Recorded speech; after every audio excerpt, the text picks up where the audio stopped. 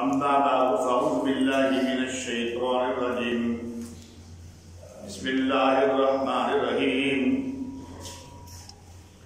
قل إن كان آباؤكم وأبناؤكم وإخوانكم وأزواجكم وعشيرتكم وأموال اقترفتموها وتجارة تخشون كسادها ومساكن ترضونها أحب إليكم من الله ورسوله وجهاد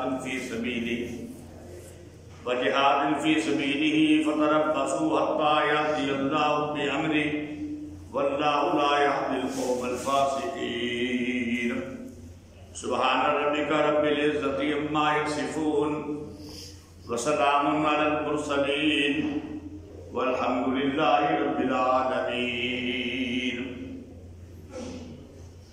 معزز سامعین کرام، پہلا درس توحید کے موضوع پر دیا تھا، دوسرا پیارے پیغمبر صلی اللہ علیہ وسلم کی رسالت اور سیرت پر. اتفاق سے 2 دن گردے کی تکلیف میں بیمار رہا، میرے عزیز بھائی درس دیتے رہے. آج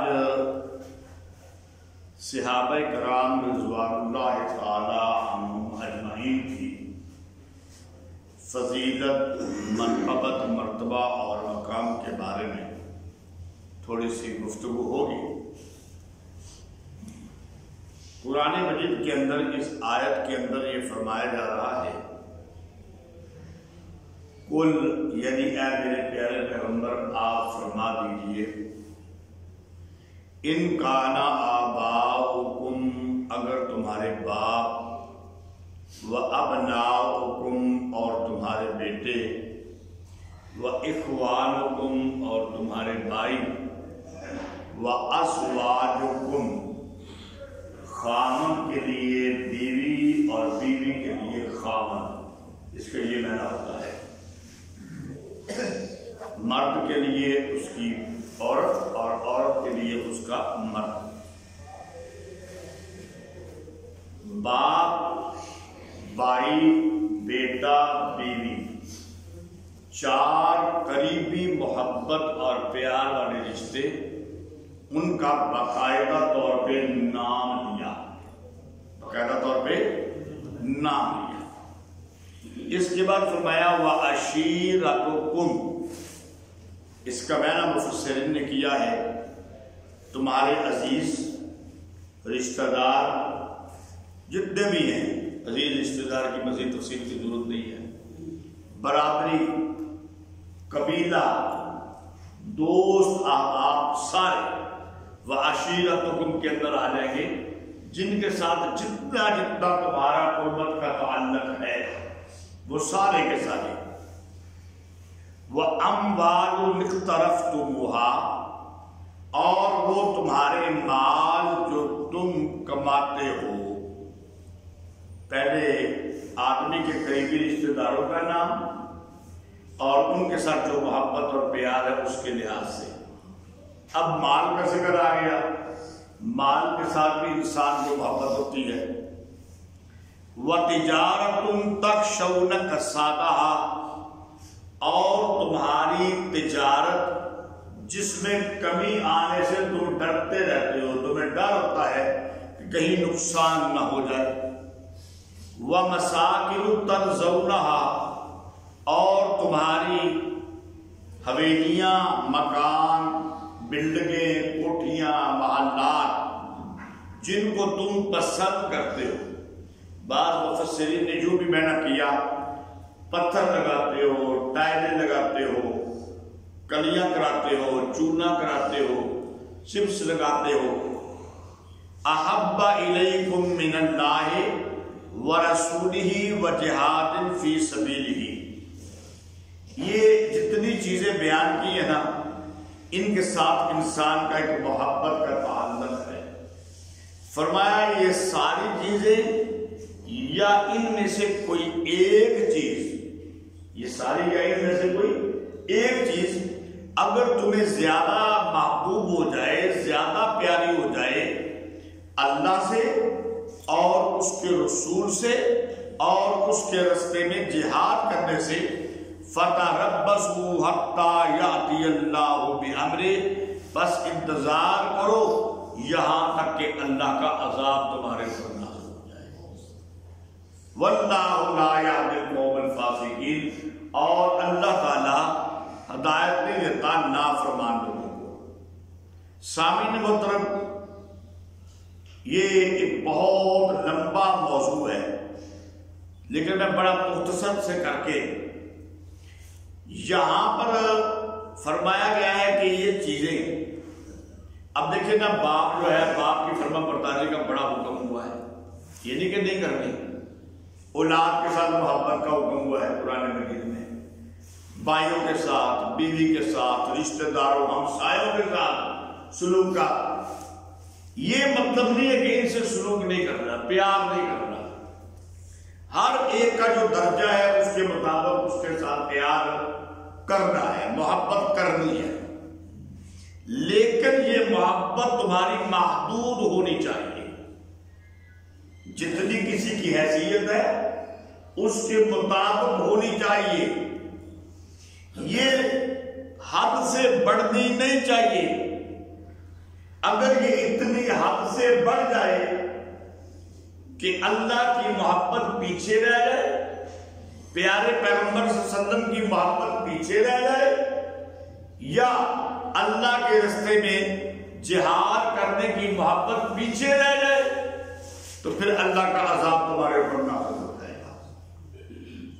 گویا کہ اس آیت کے اندر محبت کا ایک جو معیار ہے اس کو بیان کیا گیا ہے کہ محبت کا معیار یہ ہے کہ اللہ کی محبت سب سے آگے ہونی چاہیے، اللہ کے پیغمبر کی محبت آگے ہونی چاہیے، اللہ کے راستے میں محبت آگے ہونی چاہیے۔ میں نے کہا کہ میں صحابہ کرام کی بات کروں گا، تو آؤ چلتے ہیں اس تمہید کے بعد۔ اب ہم نے یہ دیکھنا ہے کہ یہ جو محبت کا معیار ہے کہ یہ ساری محبتیں پیچھے رہ جائیں اور اللہ اور اس کے رسول کی محبت آگے بڑھ جائے، اس معیار کو کس نے برقرار رکھا اور کس نے ہمیں یہ سمجھایا کہ محبت کا معیار یہ ہونا چاہیے؟ اور وہ ہے صحابہ کرام سب کو رضوان اللہ تعالی عنہم اجمعین۔ آئیے دیکھتے ہیں، بدر کا میدان ہے اور بدر کے میدان کے اندر آپ جانتے ہیں مسلمانوں کی تعداد 313، مقابلے کے اندر 1000 کا بہت بڑا لشکر۔ مسلمانوں کے پاس تلواریں، تیر اور نیزے کم، مقابل کے اندر کافروں کے پاس زیادہ۔ مسلمانوں کے پاس سواریاں کم، ان کے پاس زیادہ۔ ظاہری اسباب کے اندر مسلمانوں کی طاقت کمزور ہے اور کافروں کی طاقت زیادہ ہے۔ تو جب بدر کے میدان کے اندر صفیں درست ہو گئی، دشمن آمنے سامنے آ گئے، یعنی مسلمان اور کافر آمنے سامنے آ گئے، تو اس وقت کافروں کی جماعت میں سے ابو جہل، ابو لہب، عتبہ، شیبہ، یہ جو بڑے بڑے سردار تھے جن کا سردار اس لڑائی میں ابو جہل تھا، ابو جہل کی جماعت میں سے ایک آدمی نکلا اور اس نے کہا حل من مبارز، کوئی ہے جو میرے مقابلے کے اندر آئے، کوئی ہے جو میرے مقابلے کے اندر آئے۔ اب پیارے پیغمبر صلی اللہ علیہ وآلہ وسلم نے اپنی صفوں کے اندر دیکھا، حضرت ابو بکر موجود ہیں، حضرت عمر موجود ہیں، حضرت عثمان، حضرت علی، طلحہ اور زبیر، بڑے بڑے اکابر صحابہ موجود ہیں۔ لیکن ہوا کیا کہ وہ جو آدمی نکلا ہے نا کافروں کی جماعت میں سے، ابو جہل کی جماعت میں سے جو بندہ نکلا ہے نا، وہ ایک آدمی ہے، نوجوان ہے، 18 سال کی اس کی عمر ہے، اس کا نام ابو حذیفہ ہے، وہ اس کا باپ نکلا ہے۔ اور یہ ابو حذیفہ جو ہے یہ پیارے پیغمبر کے لشکر میں شامل ہے۔ اور پھر زمین کے اوپر یہ واقعہ رونما ہوا اور آسمان کی نگاہوں نے دیکھا کہ جب پیارے پیغمبر نے صحابہ کی طرف دیکھا کہ کون اس کے مقابلے کے اندر آتا ہے تو ابو حذیفہ تلوار لے کے باہر آ گیا. سبحان اللہ. اب سارے کہتے ہیں سبحان اللہ. باپ کے مقابلے میں کون آ گیا بھائی؟ بولو بولو. باپ کے مقابلے میں بیٹا آ گیا. گویا کہ باپ کی محبت پیچھے اور اللہ اور اس کے رسول اور جہاد کی محبت آگے. اس نے یہ نہیں دیکھا کہ یہ باپ ہے. پیارے پیغمبر صلی اللہ علیہ وسلم نے فرمایا ابو حذیفہ صفوں کے اندر واپس چلے جاؤ. کیوں؟ ابھی اسلام کا ابتدائی وقت ہے. یہ پروپیگنڈا کریں گے, یہ بکواس کریں گے کل کو کہ یہ دیکھو جی یہ کیسا نبی ہے جس نے باپ کو بیٹے سے لڑا دیا. لیکن یہ پہلا بار کا ہے. بعد میں یہ ہوا احد کے میدان کے اندر, تفصیل میں نہیں جاؤں گا. باپ کے سامنے بیٹا آ گیا, بھتیجا اور چچا اپنے سامنے آئے. ٹھیک ہے. حضرت عمر فاروق رضی اللہ تعالیٰ نے اپنے ماموں کی گردن کو اڑا دیا, اپنے ماموں کی گردن کو اڑا دیا. بعد میں یہ ہوا تو رشتہ داروں کی محبت پیچھے اور اللہ کے رسول کی محبت آگے. صحابہ کرام کے اندر جو محبت پائی جاتی تھی اس کی کیا ہی کہنے. ایک صحابی ہے حضرت عبداللہ بن مسعود رضی اللہ تعالیٰ عنہ, پیارے پیغمبر خطبہ دے رہے ہیں مسجد نبوی کے اندر. اسی طرح سامنے جو دروازہ ہے, جس طرح مسجد کا دروازہ سامنے ہوتا ہے, سامنے سے لوگ آ رہے ہیں, سامنے سے لوگ آ رہے ہیں. اور ظاہری بات ہے کہ مسجد میں داخل ہوتے ہوئے ایک جگہ ہوتی ہے جہاں پہ جوتے اتار کے بندہ آگے آتا ہے. اچانک خطبہ دیتے دیتے پیارے پیغمبر صلی اللہ علیہ وسلم نے فرمایا اجلسو, بیٹھ جاؤ. حضرت عبداللہ ابن مسعود رضی اللہ تعالیٰ عنہ کا ایک پاؤں اندر ہے مسجد کے. کون سا بنا؟ کون سا؟ دایاں. کون سا پاؤں اندر ہے؟ ہاں, میں یہ بھی سمجھ آ جائے نا کہ دایاں پاؤں صحابہ تو عمل کرتے تھے نا. دایاں پاؤں اندر ہے, بایاں پاؤں مسجد سے باہر ہے اور جوتوں کی جگہ ہے. پیارے پیغمبر نے کہا اجلسو, بیٹھ جاؤ. حضرت عبداللہ ابن مسعود وہیں پہ بیٹھ گئے. کیا وہ جوتا اتار کے آگے نہیں ہو سکتے تھے؟ کیا اگر وہ جوتا اتار کے آگے ہو کے بیٹھ جاتے پیارے پیغمبر کے حکم کے خلاف ہوتا؟ نہیں. آپ کا مطلب یہ تو نہیں تھا کہ فوراً جلدی بیٹھ جاؤ, مطلب یہ تھا کہ مسجد میں جب بیٹھ جاؤ, کھڑا تو بیٹھ جائے. لیکن کسی نے سوال کیا کہ آپ نے کیا کیا, جوتوں کی جگہ پہ بیٹھ گئے, آپ آگے آ جاتے. کہا پیارے پیغمبر کی زبان سے جملہ نکلے اور عمل کرنے کے اندر ایک سیکنڈ کی بھی دیر ہو, یہ مجھ سے برداشت نہیں ہوتا. اس کو کہتے ہیں معیار محبت, کہ محبت کا معیار کیا ہے. پیارے پیغمبر حکم فرماتے ہیں, آپ کی زبان سے بھی جملے نکلتے جاتے ہیں اور صحابہ عمل کرتے چلے جاتے ہیں. ایک بڑا واقعہ لکھا ہوا ہے. ایک صحابی وہ ہوتا ہے, کون بنا, جو ایمان جہاد میں پیارے پیغمبر کو دیکھے. دور دراز کے علاقے سے عرب سے ایک آدمی مسلمان ہو گیا, مسلمان وہی پہ ہو گیا اور کہا چلو پیارے پیغمبر کی زیارت کروں, صحابیوں میں میرا بھی نام لکھا جائے. دور دراز کے علاقے سے آیا اور پیارے پیغمبر صلی اللہ علیہ وآلہ وسلم بیٹھے ہوئے ہیں مجلس پہ, اور بعض اوقات پیارے پیغمبر ذرا خوش مزاجی کی کیفیت کے اندر بیٹھے ہوتے تھے. صحابہ کی مجلس ہے اور پیارے پیغمبر صلی اللہ علیہ وسلم کے یہ جو گریبان کے بٹن ہیں نا قمیض کے, یہ سارے کے سارے کھلے ہوئے, سارے کے سارے کھلے ہوئے. وہ صحابی آیا, صحابی بنا, ایمان والا آیا, صحابی بنا, زیارت کی, بیٹھا تھوڑی دیر, پیارے پیغمبر صلی اللہ علیہ وسلم کی بیعت کی. آپ نے کسی کو حکم فرمایا بھائی اس کو کھانا کھلانا ہے. تھوڑی دیر بیٹھنے کے بعد کھانا شانا کھا کے, دور کا سفر تھا, بعض لوگوں کی مصروفیات ہوتی ہیں, واپس چلا گیا. ایک بار پیارے پیغمبر کو پھر دیکھا ساری زندگی کے اندر، ایک بار واپس چلا گیا، جا کے اپنی قمیض کے بٹن کھول دیے۔ سردیاں آئے، گرمیاں آئے، ہوائیں آئے، فضائیں آئے، بارش ہو، دھوپ ہو، اس کے گریبان کے بٹن کھلے ہوئے۔ بعض لوگوں نے کہا کیا تمہاری حالت ہے، ہر وقت مجنون بنے رہتے ہو، تمہارے ہر وقت بٹن کھلے رہتے ہیں؟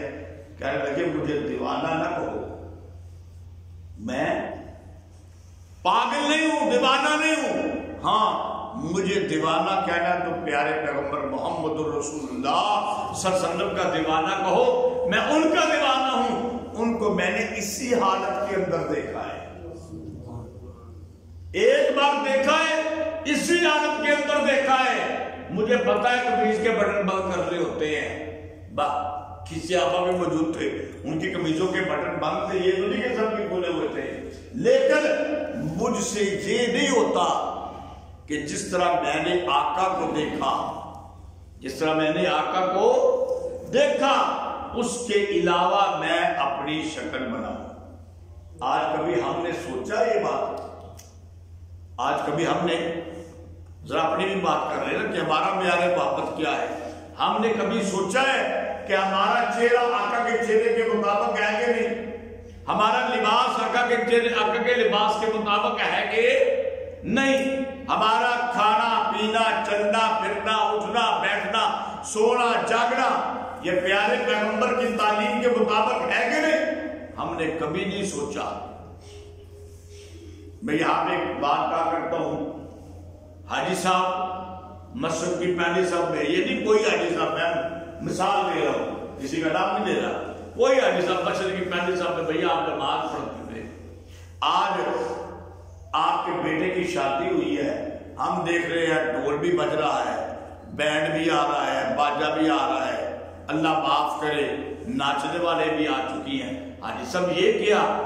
آپ کو مسجد کی پہلی صف کے نمازی ہیں، حاجی صاحب کہتے ہیں میں کی کرا منڈے دے مامے نہیں سن دے، ہمیں بچے کے مامے کی محبت کو آگے رکھا، پیارے پیغمبر کی محبت کو پیچھے چھوڑ دیا۔ چوہی صاحب یہ کیا مذاق ہے؟ آپ تو جامع مسجد مرکزی کی پہلی صف میں ہوتے تھے، آپ نے تو قاضی عصمت اللہ رحمۃ اللہ علیہ کو سنا، بڑے بڑے علماء کو سنا، آج آپ کا فلانہ فوت ہو گیا، تیسرا دن ہے، یہ دیگیں کیوں پک رہی ہیں؟ یہ پیارے پیغمبر کی تعلیم میں ہے؟ نہیں میں نے نہیں پکائیاں، پر کیا کروں برادری کے لوگ نہیں مانتے، برادری والے کہتے ہیں کہ پیو دے کول نہیں کیتے ہے پیڑ دا چودھری دے پیو دے کول نہیں سو کیتے۔ یہ نہیں دیکھا کہ ابو بکر صدیق وہ گاؤں کا چودھری نہیں تھا، ابو بکر کے پاس مال نہیں تھا، عمر کے پاس مال نہیں تھا، عثمان اللہ اکبر رضی اللہ تعالیٰ عنہ کتنا مال تھا ان کے پاس، غزوہ کے تبوک کے موقع میں پتہ کتنا دیا تھا؟ ہے تیسرا حصہ، اور 30,000 کا لشکر تھا۔ پیارے پیغمبر نے کہا مال چاہیے چندہ زیادہ، تبوک کی سرحد پہ جانا ہے، بہت دور جانا ہے۔ حضرت ابو بکر حضرت عثمان غنی نے کہا 1,000 اونٹ، آپ نے فرمایا کم، کہا 2 3 4 5 حتیٰ کہ کتنے بنے؟ جا کے 10,000 سوار سے لدے ہوئے۔ پیارے پیغمبر نے کہا کم ہے۔ حضرت ابو بکر صدیق رضی اللہ تعالی عنہ اپنے گھر گئے اور گھر سے اشرفیوں کا تھیلا لے کے آئے، درہم و دینار کا، پیارے پیغمبر کی گود میں ڈالا، اور پیارے پیغمبر صلی اللہ علیہ وسلم ان اشرفیوں کو، ان درہم و دینار کو پکڑ کے ایسے اچھالتے اور کھیلتے اور کہتے آج کے بعد عثمان کچھ بھی کر لے اللہ اس سے راضی ہے۔ تم کرتے ہو حضرت عثمان کو باتیں، پیارے پیغمبر نے دنیا کے اندر جنت کی بشارت دے دی ہے کہ کچھ بھی کر لے عثمان آج کے بعد۔ اس کو کیا کہتے ہیں؟ معیار محبت، یہ محبت کا معیار تھا۔ چلو ذرا بات کو مختصر کرتے ہیں، اور یہ تو مرد تھے نا بھائی، بھی بات کر لیں صحابیات کی. حضرت ام حبیبہ رضی اللہ تعالی عنہا پتہ ہے کون ہے؟ جس کو پتہ ہے وہ بتائے. قاری صاحب کسی نہیں جیسے مولانا صاحب ہو نا, مولانا صاحب تو چپ رہے. ام المومنین ہے. نام ان کا کیا ہے بلا؟ نام رملہ. ام حبیبہ کنیت ہے, نام کیا ہے بولو؟ رملہ. یہ بات یاد رکھنی ہے, یہ بات بڑی یاد رکھنے والی ہے. جب پوری ہوگی تو پھر آپ کو سمجھ لگے گی کہ کیوں یاد رکھنے والی ہے. نام رملہ ہے, کنیت ام حبیبہ ہے. بیٹی کس کی ہے؟ ابو سفیان کی. بہن کس کی ہے؟ امیر معاویہ رضی اللہ تعالیٰ عنہ کی. ابو سفیان کے ساتھ ابھی میں نے رضی اللہ تعالیٰ عنہ نے کہا. کیوں کہ جس وقت کا یہ واقعہ ہے نا, ابو سفیان ابھی مسلمان نہیں ہوا, اور ابو سفیان کے پاس بھی بڑا مال تھا. مکے کا چودھری ہے, اور بیٹی پیارے پیغمبر کی بیوی ہے. بیٹی پیارے پیغمبر کی بیوی ہے. اس وقت تو یہ ابھی رشتے چل رہے ہوتے تھے نا. نبی کریم صلی اللہ علیہ وآلہ وسلم کی 2 بیٹیاں بھی کافروں کے اندر بیائی گئی تھی, لیکن بعد میں پھر طلاقیں ہوئی اور ان کی شادیاں ہوئیں. ایک کی حضرت عثمان غنی رضی اللہ تعالیٰ عنہ کے ساتھ. تو اس وقت تو یہ ہوتا تھا, ابو سفیان مکے سے چلتا ہے, مدینے میں کسی کام سے آیا, بیٹی کو ملنے نہیں آیا. اور ظاہری بات ہے, آپ میں سے بڑے بڑے بزرگ بیٹھے ہیں جن کی بیٹیاں ہوں گی. اگر آپ کہیں دور سفر پہ جائیں جہاں پہ آپ کی بیٹی ہو, تو پھر آپ کا دل کرتا ہے نا کہ چلو باقی کام کاج کر لیا, اب سیب, کیلے, خربوزے, انار, انگور تھیلا بھر کے, کو مٹھائی کا ڈبہ, کو کیک, جو حسب توفیق ہو بیٹی کے گھر لے جائے, بیٹی سے ملاقات بھی ہو جائے گی.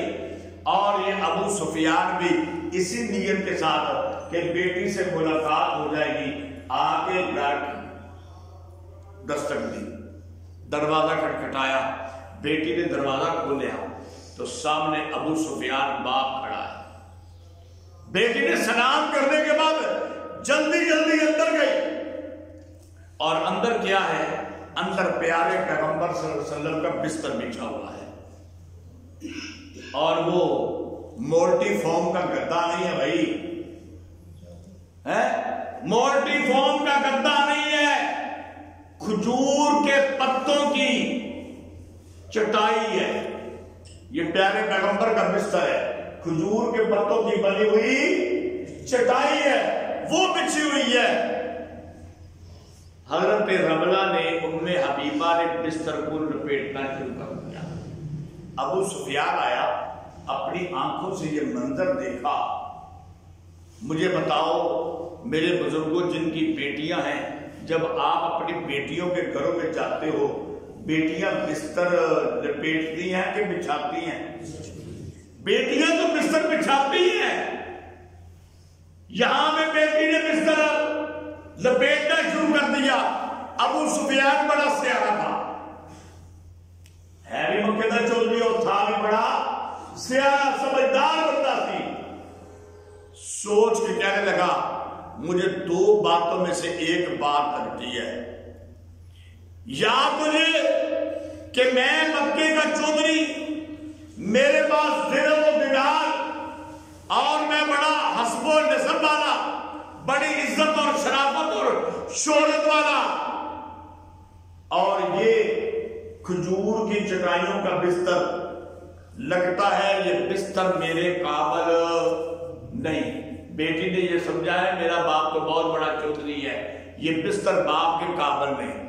یا دوسری بات ہے کہ میری بیٹی کے دل کے اندر آقا حضور اکرم صلی اللہ علیہ وآلہ وسلم کی محبت کا اتنا اثر ہو چکا ہے کہ بیٹی سمجھتی ہے کہ یہ بستر اعلیٰ ہے, میں اس بستر کے قابل. سوال کیا بیٹی کیا وجہ ہے, بستر کو کیوں لپیٹ دیا؟ بیٹی نے کہا وجہ یہ ہے کہ یہ پیغمبر صلی اللہ علیہ وسلم کا بستر ہے، یہ پاک پیغمبر کا بستر ہے، یہ پاک پیغمبر کا پاک بستر ہے، یہ طاہر ہے، یہ مطہر ہے، یہ طیب ہے، یہ پاکیزہ ہے، اور تو انما المشرکون نجس فلا یقرب المسجد الحرام، مشرک مسجد حرام کے قریب ہی نہیں آ سکتا، تے مشرک پیغمبر کے بستر تے بھی پیغمبر کے بستر تے بھی نہیں آ سکتا، تو مشرک میں نے اس لیے لپیٹ دیا کہ تو اس بستر کے قابل نہیں ہے۔ کرو باتیں ابو سفیان کو، بعد میں یہ مسلمان ہو گئے تھے، سب کو رضی اللہ تعالی، اور پھر جب مسلمان ہوئے نا، کیا جی ابو سفیان فتح مکہ کے موقع پہ مسلمان ہوئے جی، ہے امیر معاویہ جی بہت لیٹ مسلمان ہوئے جی، حضرت ابو سفیان جب مسلمان ہوئے، مسلمان ہونے کے بعد بہادری کے ساتھ مسلمانوں کے ساتھ جہاد بھی تو کیا ہے، اور پھر جہاد کے اندر آپ کو معلوم ہے کہ ایک آنکھوں سے جہاد کے اندر زمینیں ہو گئی، تو لڑائی میں آئے نا، لشکر تھا، لشکر میں آ گئے، پیارے پیغمبر نے کہا ابو سفیان تمہیں نظر تو آتا نہیں ہے، لڑنے کے لیے کیسے آ گئے؟ کہنے لگے یا رسول اللہ صلی اللہ علیہ وسلم یہ تو مجھے پتا ہے کہ میں اب تلوار نہیں چلا سکتا، ساری زندگی لڑائیاں کی ہیں، لڑائی کا تجربہ تو ہے نا، مشورہ تو دے سکتا ہوں نا، یہ تو بتا سکتا ہوں کہ صفیں ایسے تیار کی جائیں، فلاں لشکر ادھر ہونا چاہیے، فلاں دستہ ادھر ہونا چاہیے، یہ بندے آگے ہونا چاہیے، یہ پیچھے ہونا چاہیے، محاصرہ اس طرح قائم کرنا چاہیے۔ یہ ہے حضرت ابو سفیان رضی اللہ تعالی عنہ۔ آئیے چلو جی آخری بات کرتے ہیں، اور یہ بھی ایک صنف نازک کی بات کرتے ہیں، خاتون کی بات کرتے ہیں، اور یہ میں نے آخر پہ رکھا بھی اس لیے ہے، آپ نے سنا ہے کہ یہاں پہ 4 رشتوں کا نام آیا ہے، قُلْ إِنْ كَانَ آبَاؤُكُمْ وَأَبْنَاؤُكُمْ وَإِخْوَانُكُمْ وَأَزْوَاجُكُمْ، 4 رشتے قریبی۔ ایک عورت ہے، جب عورت کا مقابلہ ہوا نا، آپ نے علماء سے سنا ہے کہ پیارے پیغمبر صلی اللہ علیہ وآلہ وسلم کے بارے کے اندر یہ پروپیگنڈا ہوا کہ آپ صلی اللہ علیہ وسلم کو ظالموں نے شہید کر دیا ہے، پروپیگنڈا افواہ پھیل گئی۔ یہ عورت اپنے گھر سے نکلی، رستے کے اندر ایک صحابی ملا، پوچھنے لگی مجھے یہ بتاؤ کہ میرے آقا کا کیا حال ہے، میرے آقا کا کیا حال ہے؟ اس صحابی نے کہا تیرا باپ شہید ہو گیا، تیرا باپ، کہنے لگی میں نے باپ کے بارے میں سوال نہیں کیا، مجھے بتاؤ میرے آقا کا کیا حال ہے۔ بعض نے لکھا ہے کہ اسی صحابی سے اگلا سوال ہے، اور بعض کہتے ہیں تھوڑا سا آگے چلی تو ایک اور آدمی ملا، جیسے بھی ہو پوچھا میرے آقا کا کیا حال ہے، ما فعل برسول اللہ، اللہ کے رسول کیسے ہیں؟ اس نے کہا تیرا بھائی جنگ کے اندر شہید ہو گیا۔ کہنے لگی میں اپنے بھائی کا نہیں پوچھتی، مجھے پیارے پیغمبر کے بارے میں بتاؤ۔ تیسرا سوال تیسرے بندے سے یا اسی بندے سے، میرے آقا کا کیا حال ہے؟ کہا تیرا بیٹا بھی جنگ کے اندر۔ کہنے لگی میں بیٹے کا نہیں پوچھتی، مجھے بتاؤ اللہ کے پیارے پیغمبر محبوب محمد الرسول اللہ صلی اللہ علیہ وسلم کا کیا حال ہے؟ چوتھا آیا سوال میرے آقا کا کیا حال ہے؟ کہا تیرا خامد بھی شہید ہو گیا، تیرا خامد بھی شہید ہو گیا۔ کہنے لگی میں خامد کا نہیں پوچھتی، مجھے میرے محبوب آقا کا بتاؤ۔ اس نے کہا یا رسول اللہ صلی اللہ علیہ وسلم، اللہ کے رسول الحمدللہ زندہ ہے۔ اس نے بھی کہا الحمدللہ۔ آپ کہتے ہیں سبحان اللہ۔ اس نے کہا الحمدللہ۔ باپ چلا گیا، بھائی چلا گیا، بیٹا چلا گیا، خامد چلا گیا، گویا کے سر اڑ گئی، بازو کٹ گئے، سہارے ٹوٹ گئے، لیکن اس کی پرواہ نہیں ہے۔ جب یہ سنا کہ محبوب خدا ٹھیک ہے، آقا ٹھیک ہے، محمد رسول اللہ صلی اللہ علیہ وآلہ وسلم ٹھیک ہے، تو کہنے لگی سب کچھ ہی ٹھیک ہے۔ تو بات ختم کرتے ہیں آیت آخر میں پھر وہی میں نا بات کیا ہے کہ معیار محبت یہ ہونا چاہیے، معیار محبت کے سارے رشتے پیچھے ہو جائیں اور پیارے پیغمبر کی محبت آگے ہو جائے۔ آخر پہ آپ کو حضرت مولانا حسین علی صاحب رحمت اللہ علیہ، اتفاق سے پہلے درس میں بھی ان کی بات آئی تھی، ان کا میں نہ سنا دوں یہاں پر بھی۔ یہاں پر آیا نا آخر میں کہ اگر تمہاری محبت زیادہ ہو جائے اللہ اور اس کے رسول اور اس کے رستے میں جہاد کرنے سے، فتح ربصوا، انتظار کرو، حتیٰ یاتی اللہ بامرہ، حتیٰ کہ اللہ کا عذاب نازل ہو جائے۔